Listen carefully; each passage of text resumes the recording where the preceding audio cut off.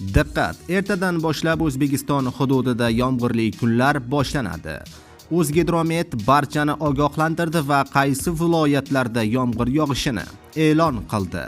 Fuqarolar tezda videoni oxirigacha ko'ring. Assalomu alaykum, hurmatli tomoshabinlar, tezkor yangiliklardan birinchilardan bo'lib xabardor bo'lishni istasangiz, video rolik ostiga like tugmachasini bosib qo'yishni unutmang.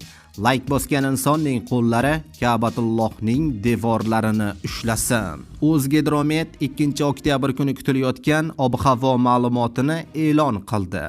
Unga ko'ra Toshkent shahrida havo bulutli bo'ladi. Kechasi va ertalab yomg'ir yog'adi. Havo harorati kunduzi 18-20 daraja issiq bo'ladi. Qoraqalpog'iston Respublikasida ba'zi joylarda havo o'zgarib turadi.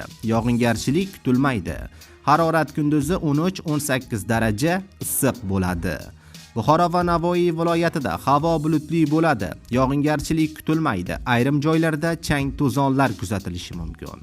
Havo harorati kunduzi 18-23 daraja issiq bo'ladi. Toshkent, Sirdaryo, Jizzax va Samarqand viloyatida ba'zi joylarda yomg'ir yog'adi. Ayrim joylarda chang to'zonlar kuzatilishi mumkin. Harorat kunduzi 18-23 daraja issiq bo'ladi. Qashqadaryo va Surxondaryo viloyatlarida yog'ingarchilik kutilmaydi. Harorat kunduzi 22-27 daraja issiq bo'ladi. Andijon, Namangan va Farg'ona viloyatlarida va respublikaning tog'oldi va tog'li hududlarida yomg'ir yog'adi. Ba'zi joylarda kuchli bo'lishi mumkin. Havo harorati kechasi 5-10 daraja, kunduzi 8-13 darajagacha pastlaydi deyilgan xabarda. Video rolik ostiga like bosib, videoni yaqinlaringizga ham yuborib qo'ying.